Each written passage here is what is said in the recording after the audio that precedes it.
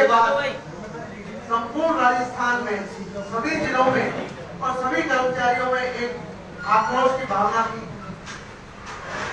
और सभी ये सोच रहे थे 10 फरवरी से पहले सबको ये आश्वासन में थे कि हमें बजट में मिलेगा, लेकिन बजट में हमें कुछ नहीं मिला।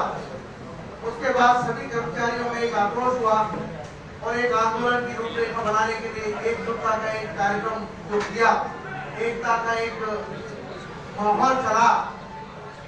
उसमें हम सभी कर्मचारी संघों ने, सभी पदाधिकारियों ने मिलकर के बात करने की कोशिश करी और मेरे ख्याल से सभी मेरे संघ और महासंघ के जो पदाधिकारी थे उन्होंने मुझे नियुक्त किया एकता के लिए और मैंने भरपूर प्रयास किया एकता कराने के लिए। 4 या 5 बार मीटिंग भी हुई। मीटिंग में कभी या तो हो सकता है राज सिंह जी नहीं पधारे या कभी मनोज सक्सेना जी नहीं आए, इनकी कोई वैचारिक मतभेद तो नहीं कह सकता हूँ, बाकी हो सकता है कोई मजबूरी रही हो। लेकिन लास्ट हमारी जो 8 तारीख को मीटिंग हुई उसमें सभी संघों के अध्यक्ष, जिसमें मनोज सक्सेना जी, शंभू सिंह जी राठौर, गजेंद्र सिंह जी राठौर, राज सिंह जी और सुरेश दवाई जी और मैं, हम सभी उपस्थित हुए। 8 तारीख को मीटिंग जय भवन में बुलाई। 8 तारीख को जो मीटिंग बुलाई उसमें सबने एकता के ऊपर विचार किया और सबने सहमति जारी की। उसके बाद परिप्रेक्ष्य क्या रहा कि आप लोगों को भी पता है कि युवाओं के ऊपर उसको बाहर को डालने के लिए कि युवा काफी आंदोलित है और आक्रोशित है और वो ऊट पटांग जिस तरीके से व्हाट्सएप पे जा रहे थे, सब लोग उससे दुखी थे। सभी हमारे साथी दुखी थे कि क्यों ना इन युवाओं को आगे किया जाए। 3 दिन बाद 13 तारीख को फिर मीटिंग हुई। मीटिंग में जब बुलाया तो मनोज जी की तो तबियत खराब थी, राज सिंह जी जयपुर में होते आए नहीं, शंभू सिंह जी केकड़ी में थे, बाकी 3 अध्यक्ष जब आए और एकता के जो स्वरूप बनाया गया एकता मंच के रूप में, उस तरीके से 13 तारीख को 16 तारीख से आंदोलन की घोषणा की। 16 तारीख से क्रमिक अनशन आंदोलन की घोषणा करी। 3 अध्यक्ष वहां उपस्थित थे, बाकी जितने भी कर्मचारी साथी थे उनके सामने ये निश्चित किया गया कि 16 तारीख से क्रमिक अनशन चालू हो और बाकी जो हमारे साथी नहीं आए उनसे बात सभी मंत्रालय कर्मचारी 16 तारीख से आज तक 23वां दिन है, क्रमिक अनशन बदस्तूर चालू है। अब आपको पता ही है, कुछ लोग संघर्ष करना नहीं चाह रहे, कुछ लोग कह रहे हैं महापड़ाव डालेंगे और कोई कह रहा है कि बहिष्कार करेंगे।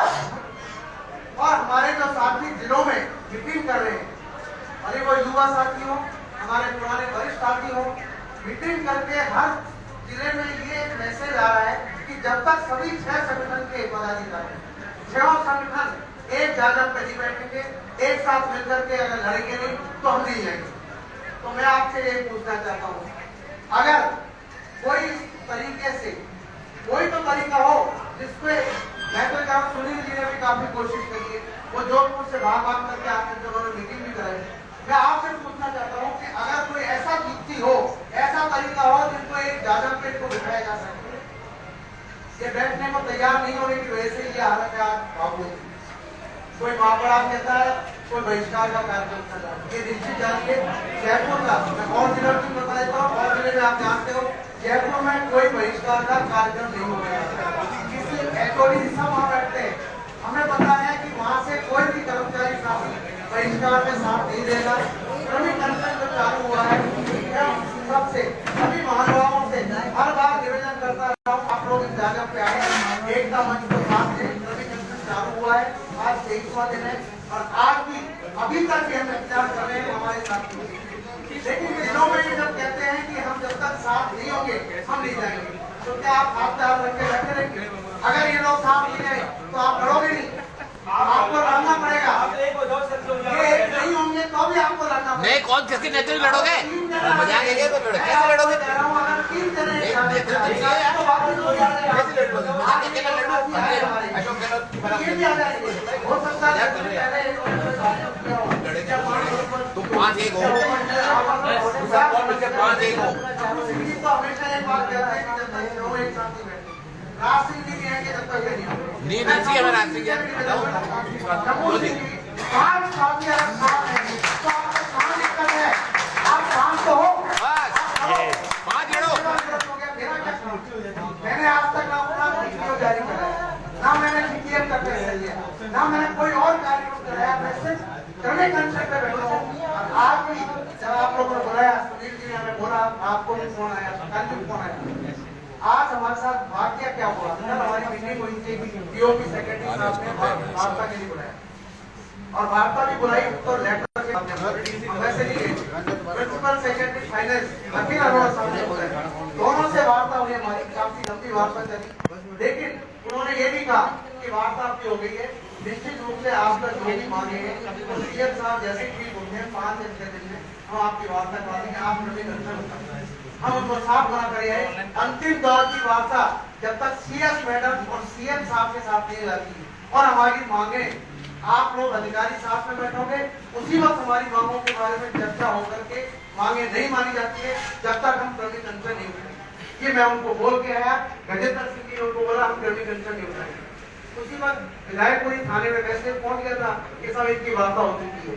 रात को 11 बजे विधायकपुरी थाना इंचार्ज का मेरे पास फोन आया कि आपकी वार्ता हो गई, अब आप उठिए, वहां से अनशन खत्म नहीं। ऐसा अभी कोई वार्ता हमारी नहीं है जब तक सीएम साहब से हमारी वार्ता नहीं होगी।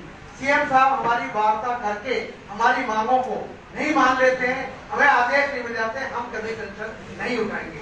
बोले आपको यहाँ आना पड़ेगा। मैंने कहा मैं रात को नहीं आ सकता, मैं सुबह आऊंगा। सुबह 9 बजे मैं विधायकपुरी थाने गया, वहां उनसे बात करी, उन्होंने काफी मुझे कहा कि आप अनशन खत्म करके और अपना ये भंडार उठा ली। मैंने मना कर, तो उन्होंने कहा डीसीपी साहब ने आपको याद किया 12 बजे उनसे, इसीलिए हम लोग लेट हुए। डीसीपी साहब 12:15 बजे 12:30 बजे आए, उनसे मिलकर हमने 2 टूक, गजेंद्र जी थे, मैं थे, हमारे साथ 2-3 साथी और थे, हमने 2 टूक की जवाब दिया, हम ये पंडाल नहीं छोड़ेंगे जब तक हमारी मांगे मंजूर नहीं होते। और हमारी अजमेर में मीटिंग है, कर्मचारी साथ में मीटिंग कर रहे हैं, हमें वहां जाना है, ये निश्चित जानिए। पीछे से अगर आपने पंडाल उठा दिया, हमारा टेंट उखाड़ दिया, तो निश्चित जानिए कि ये आंदोलन बहुत उग्र होगा। हम आमरण अनशन पे भी बैठ जाएंगे, हम रोड पे भी बैठ जाएंगे, लेकिन जब तक हमारी मांगे नहीं मानी जाएंगी हम अपना क्रमिक अनशन खत्म नहीं करेंगे। ये साथियों आप लोगों के दम पे, आप लोगों के विश्वास पे हम लोग ये लोग हम उनसे ये कह पाए। लेकिन अब मैं ये कह रहा हूँ कि जब 5 साथी हमारे साथ बैठ गए, अब मान मनोबल की जरूरत कहाँ है? अब आप लोग तय करें, हम लोग तो एकता कर ली, हम 3 जने बैठ गए तो 2 और आ जाएंगे तो 5 जने काफी है। आप कह रहे हो 5 पांडव आगे, तो 5 पांडव आगे तो जरूरत क्या है? अब कौरवों से अगर लड़ाई लड़नी है तो निश्चित रूप से 5 पांडव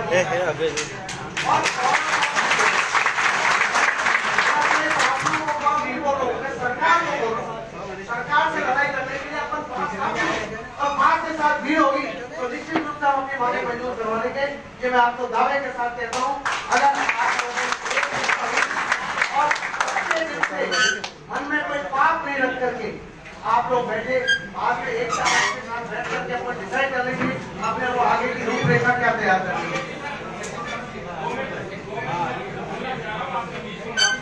जी आप सभी बैठ गए, आप वार्ता में तैयार है, सब कुछ है, क्या रणनीति बनाएंगे? कर्मचारियों का कॉन्फिडेंस में ले रहे हैं कि आपने ये गड़बड़ है? तो कर्मचारी आए थे वहां पर, कौन कर्मचारी आए?